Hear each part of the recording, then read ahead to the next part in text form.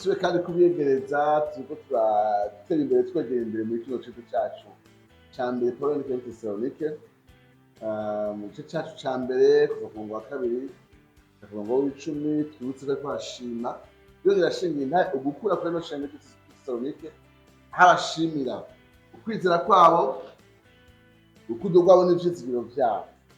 Igihe twavuga ukwizera twarateresheje no kwerekana akarangamutima k'ubwo kwizera. Uko kwizera ariko barashima authenticité yako imeze gute, mbega ni uko kuri nibyo vyerekana ko vy'ukuri ukwizera bafise ari ukwizera k'ukuri.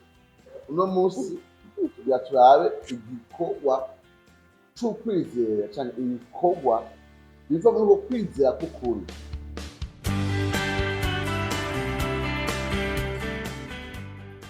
Ndi kumwe na muganga Yves Niyonkuru kumwe na madamu Ahiyeri Munezero niwe waza kudufasha kuremesha kino kiganiro.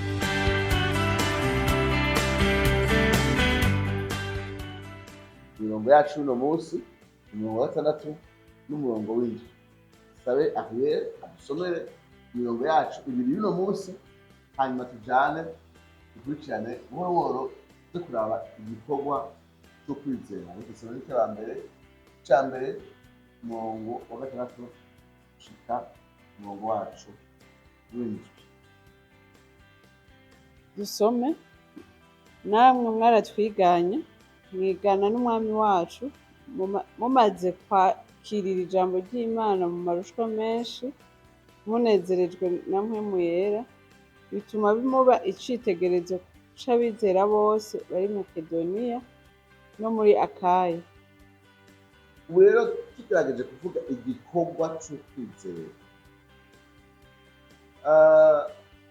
hari ijambo yakoresheje hano ry'ingene Abatesalonike bahindutse abigana umwami. Ivyo kwigana Pawulo tuzobigaruka mu nyuma, mugabo ndibaza yuko hamwe uwo wari kubaza Pawulo ati mbega igikorwa c'ukwizera c'Abatesalonike, ijambo rishira hamwe ico gikorwa c'ukwizera n'igikorwa cyo kwizera, hano rero ukoresha rino jambo nyene kwigana umwami Yesu Kristo. Mbega kino kintu co kwigana umwami Yesu Kristo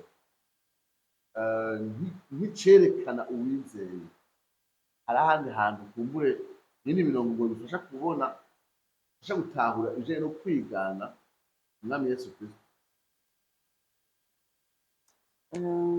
Murakoze. Nibukije igice ca gatanu co mu Banyefeso, umurongo wa mbere havuga ngo nuko mwigana Imana nk'abana Imana ikunda.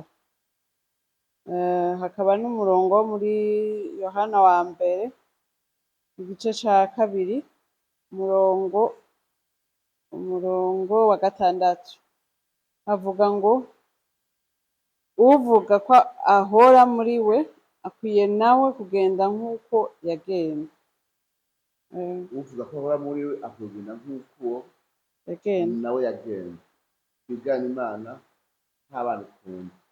Nibaza yuko uwo kuza hamwe yovuga ati urugendo rwo gushushanywa na Yesu Kristo, gushushanywa nawe mu kwera, nkuko Pawulo avuga mu Baromani yuko abo yamenye kera basoje gushushanywa n'ishusho y'Umwana wayo ikunda. Twovuga ko arico gikorwa cerekana umuntu yizeye. Iyo umuntu yizeye biserukira muri uwo mwitwarire wo kubandanya ashushanywa n'ishusho ya Kristo mu kwera. Nshaka duhave tubandanya gatoya. Imbere yuko avuga vyo gushushanywa n'umwami canke kwigana umwami, aravuga ivyo kwigana Pawulo. Mbega ivyo vyo bije gute? Ntibaba vyonona ino quête noble yo kwigana umwami? Mbega bije gute vyo kwigana Pawulo? Akoze kuduha ijambo, je nibaza yuko nimba hari abantu bari imbere yacu baruzuye, turababona muri Bibiliya, kandi turababona no mu buzima bwacu bwa misi yose. Nibaze yuko Pawulo atarogose kubona avuga ngo bamwigane, ahubwo uwuteye intambwe yose yo kwigana umwami Yesu Kristo. Akaba yarateye intambwe kugira ngo yerekane ishusho y'umwami gusumba aho tuba tugeze. Nibaza yuko ahubwo Bibiliya kiratwankoraje yuko dukomeza kubigana, kubigirako, kugira ngo barubaka imitima yacu, batwereka akarorero keza, batwereka ishusho ya Kristo nk'uko natwe ko tubibonye, dushishikara kubigana, dushishikara kubigirako. Nibaza ko ari ibyo, nibaza ko ata kibi ko Pawulo avuga ngo bamwigane. Biyumvira yuko ibyo kwigana Pawulo bihava usanga bishize igipfungu byo kwigana umwami Yesu. Turiko turaraba Pawulo atumiriye abitesalonika kumwigana, nuvuga ko ahubwo ni ikintu gikomeye cyane, kubera uri kuraraba ubuzima Pawulo yari abayemwo muri no shengero akihaca kubabwira ubutumwa bwiza, bwari ubuzima novuga buhuye n'ubutumwa bwiza bugaragaza ukwizera afise muri Kristo. Rero abatumira kumwigana, mu nyuma aranavuga ko bamwigane, mu kwigana Pawulo bariko bigana Kristo. Ndiko ndaraba ubu buzima Pawulo acamwo, nkuko nari nabivuze ko ari ugushingira intahe ubutumwa bwiza. Abitesalonika bariko babwirwa Kristo batabonye, ariko Pawulo ariko arahaca bariko baramubona, kandi bariko barabona ko ivyo ababwira birahuye n'ivyo bakora. Novuga ko ahubwo ni ikintu ciza cerekana ko hariho abantu b'ivyitegererezo. Arabona ko iri shengero ririko rica mu buzima nk'ubwo nawe yaciyemwo. Wanashaka hariho aho abamwigana nabi mu Bikorinto, ikete rya mbere rya Bikorinto mu gice ca 3, abagiriza ko bariko bakora amakosa yo kumwigana ukutariko, aho bamwe bavuga ati twe turaba Pawulo, abari turaba Apolo, ariko akabereka ko ivyo bariko baragira sivyo. Rero sinovuga ko ashaka kubiyitirira mu kumwigana, ariko abereka ubuzima bugaragara kuri we bushingira intahe Kristo, kugira ngo muri we bashobore kubona Kristo, bagaragaza ubuzima bushingira intahe Imana. Murakoze Yves, tugerageje gupfunyapfunya tuvuge yuko igikorwa cyo kwizera ari ubwo buzima bwaho umaze kwizera yama arondera kandi yifuza gushushanya na Yesu Kristo mu kwera, kandi akifuza no kwigana abandi bera bamukikuje bari muri urwo rugendo rwo kwezwa. Tuvuze amajambo makeya, yego cane, tubabe twegera imbere buhoro buhoro. Kimwe mu bintu twiganamwo Yesu Kristo hano bavuze ni kwakirana ijambo ry'Imana mu mibabaro wuzuye umunezero. Ko arivyo biganye kuri Pawulo, kimwe mu byo mwamwiganye ko ico kirimwo, ariko na Yesu Kristo bitubwira yuko uwo kubw'umunezero yashizwe imbere, yihanganiye isoni, yihanganira uwo musaraba, ntiyagira isoni z'umusaraba, arumvira, arapfa gushaka urupfu ku musaraba. Tubona yuko kimwe mu bintu byo kwigana yaba Pawulo yaba Yesu Kristo ni kubabazwa bw'ubutumwa bwiza. Ariko turavye aho duherereye, mbega biroroshe ko kino kintu tubona akamaro kacu, na cane cane ko tubayeho ahantu usanga tutariko turahamwa kubera Yesu Kristo. Ikintu cyo kwihanganira imibabaro unezerewe, nka kimwe mu byo twokwiganamwo Pawulo, kandi na Yesu Kristo niko vyagenze, yihanganira imibabaro mu gihugu yatumwe na se. Mbega twebwe muri tutariko turahamwa, mbega aya majambo afise pertinence imeze gute? Nkuko ubivuze, harashobora kuba ikibazo ishengero ritariko rirahamwa mu buryo bugaragara, kwiyumvira ko bariko bashushanwa na Kristo gute, canke ubuzima bwo gushushanwa na Kristo mu mibabaro bumeze gute. Uriko uraraba amajambo Pawulo yandikira nyene abi Filipi, agaragaza ko ubuzima rukristo ari nk'intambara. Rero iyo umuntu ari mu ntambara arababara, uko bigenda kose ubu mubabaro urashobora kuva novuga kuguhamwa mu buryo bugaragara physiquement, ugahura n'ibintu kanaka bibabaza umubiri canke abantu bakugwanya, ariko kandi urashobora no kubabara mu buzima busanzwe kubw'ubutumwa bwiza, nkuko novuga ati ubuzima rukristo kubera buba butandukanye nuko isi ibayeho, uko isi igenda, hariho umubabaro kanaka bukuzanira. Dufashe nk'akarorero kuri iri shengero nyene ry'i Tesalonika, ni ishengero rikizwa, nibaza ko tuzobigarukako, rigaheba ivyo ryahora rikora, rigaheba ibigirwamana. Hari n'igihe yahora ari business yabo, canke hari ibintu bahora bakora bitari ivyo nkuko bari mu gisagara giteye imbere, ariko babwirizwa guheba. Hanyuma kandi abantu bagaca bababwira ati mwebwe ivyo muriko murizera sivyo, bagatandukana n'imiryango yabo canke n'ubuzi bwabo, canke n'ibintu kanaka bariko barakuramwo inyungu, canke abantu bakabanka mu buryo nyene bugaragara. Uwo novuga ni nk'umubabaro, ni souffrance, si persecution, suguhamwa mu buryo bwo gukubitwa nkuko Paulo yagenda arakubitwa ku mwanya bamwirukana, akubitwa n'ahandi. Mugabo nawo nyene n'umubabaro umuntu ashobora kubabara kubera iki? Hari ubuzima ariko aragenderamwo butandukanye n'uko isi igenda. Rero novuga ko nk'ubu nk'ahi wacu nta guhamwa mu buryo bugaragara kuhari, ariko umuntu ariko aragerageza kubaha Imana hariho ibintu bimubabaza, hariho ubuzima butandukanye n'uko isi iriko irabumwereka agenderamwo, ivyo bintu bikamukwegera, novuga ibintu kanaka bimubabaza, nimba ari abantu bakwanka canke nimba ari akazi utegerezwa guheba kubera uburyo gakorwamwo atari bwiza, canke ugasonza kubera hari ibintu utokora abandi bariko barakora. Novuga ko nibwo buryo twitahuramwo nka twebwe muri context yacu, ata abantu bariko baraduhiga n'inkoni.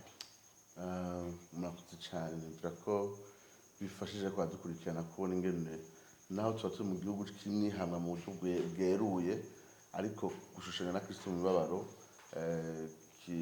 ari ikintu gishobora gufata amashusho atandukanye, na cyane cyane ko bifatanye no kuba umwigisha wa Yesu Kristo, umukurikira mw'isi itamwemera kandi itamwakira. Ariko tuga kuri rya jambo nyine ryo kwigana, haba kwigana Kristo canke kwigana abagenda bigana Kristo mu ntumbero nyene yo gushushanya na Kristo. Mbega ijambo ryo kwigana ntihava ridutera akabazo kumenga rijanye n'ikintu c'inyuma? Ubuze kwigana umenga ni kwigana ikintu mugabo mu buryo buri mekanike, kwigana nyene numva ko ari kwigana nyene. Mbega ntihava bidutera ikibazo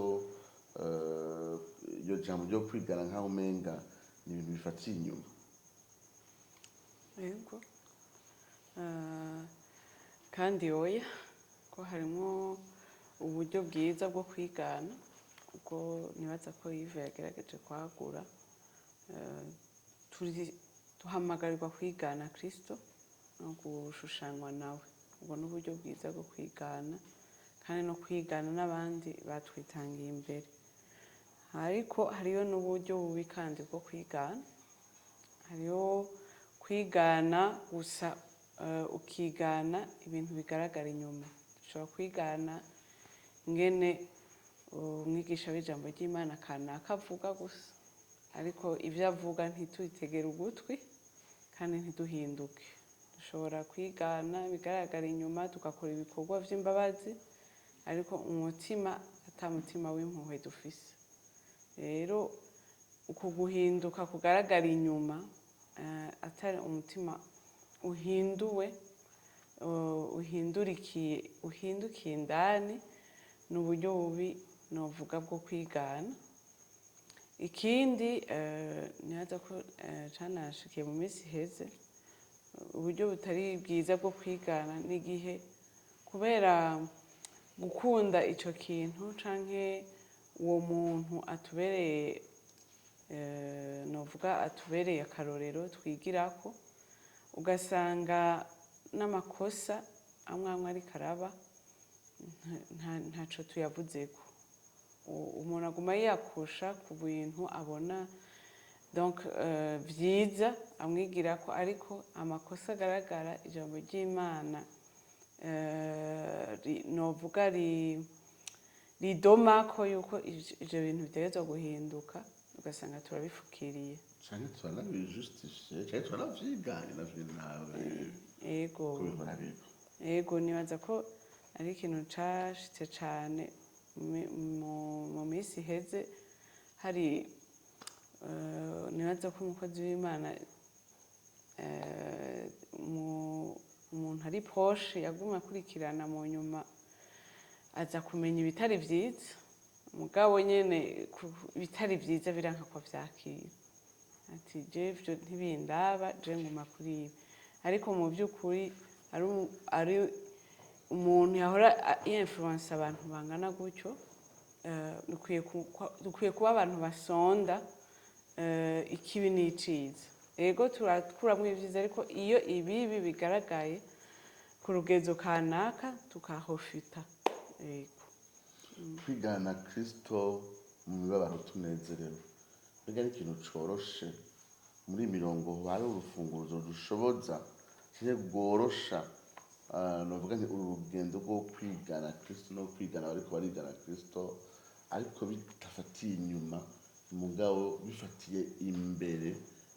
Ni iki dushoboza kunesha wa mutego mwanyuko muravuga wo kwisanga turashushanywa n'ingeso kanaka nziza mbwa mu buryo bw'inyuma, ariko imbere atacabaye? nibaza yuko icambere kidushoboza ni mpwemu yera. Mpwemu yera ko niwe aduhindura, niwe aduhingura, kandi mpwemu yera aba yavuze ku murongo wa 6 yuko uwo munezero uzabona mpwemu yera.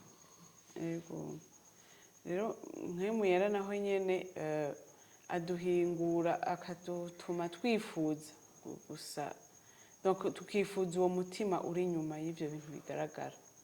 Rero turamwisunga mu gihe twabonye ko twashoboye ikintu ariko ritavuye mu mutima wa Kristo, naho nyene imitima yacu ibandanya itaka kugira ngo ibandanye kwezwa indani, uko igikorwa c'inyuma ntaco kimaze ubwacu. Rero tuguma twisunga mpwemu yera, dusonda n'imitima yacu kugira ngo abandanye kuduhingura no kudushushanya na Kristo. Umurongo rero tuvuga ko bano bantu bahindutse rwose ku buryo vyabaye akarorero mu bandi bizera b'i Makedoniya. Turazi ko Makedoniya ari intara nini y'Abaromani, aho Filipi cari gisagara nyamukuru, mugabo hari n'ibisagara binini nka Tesalonike na Bereya n'ahandi. Intara ya Kaya yindi ntara nayo nini rwose irimwo ibisagara nka Korinto. Kumva yuko ubuzima bwabo buhindutse bwamenyekanye gushika muri izo ntara nini zagutse, nk'uko administration y'Abaromani yaragabuye izo ntara ngo borohere gutwara neza.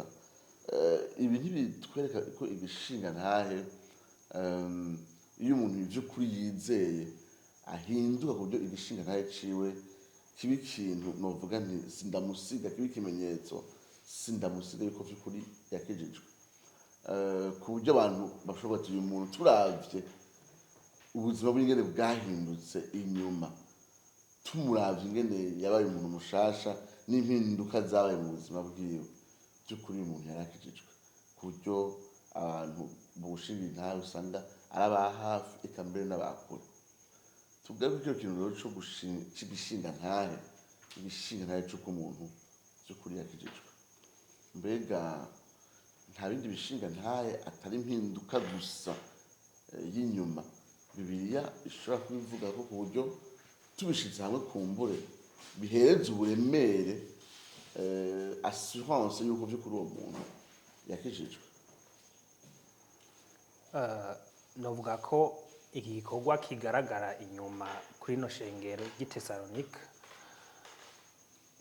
ni igikorwa kiracabereye mu mutima, umuntu agahinduka nk'uko bagiye baratubwira twagiye turabibona mu biganiro vyaheze ko ubutumwa bwiza ari ubushobozi bukamuhindura, umuntu agahinduka maze n'inyuma hiwe hagahinduka.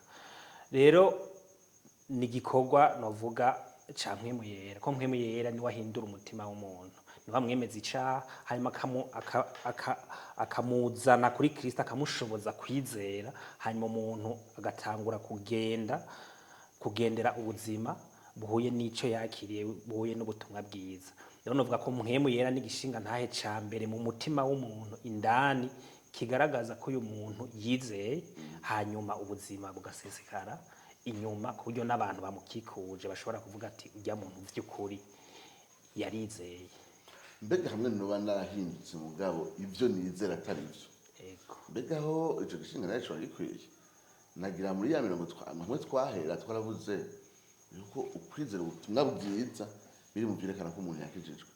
Nimba ko ca gishinga ntahe c'ubuzima buhindutse hamwe na mpwemu yera yaduhinduriye imbere abwirikana n'impwemu zacu ko turi abana b'Imana, dukwiye gufatana n'ikindi gishinga ntahe c'ivyizerwa bizima, maze vya bishinga nawe uko ari bitatu bigakoraniriza no gushika udushinga intahe yuko vy'ukuri twakijijwe. Nariko ndagaruka kuri ya majambo twaganirako bwa mbere ku murongo wa kane n'uwa gatanu Ego. batubwira kamere ko kwizera. Rero jewe nashimye yuko intahe yabo izwi yemewe n'abantu benshi, mugabo umuntu ashobora kuba umuntu ashirigwa intahe ariko wamwegera ugasanga ishitseko vyiwe sivyo, afise ubuzima bw'inyangamugayo bw'akarorero ariko ugasanga afise ikibazo c'uvyizero. Ariko uravye vy'ukuri kuri Tesalonike ibyo bintu byose birafatanye. Impinduka yabo y'inyuma ifatiye kuri presence ya mpwemu yera yagerereye muri bo, ariko kandi bifatanye n'ukwizera kuzima bakiriye ko bakiriye ubutumwa bwiza bwuzuye.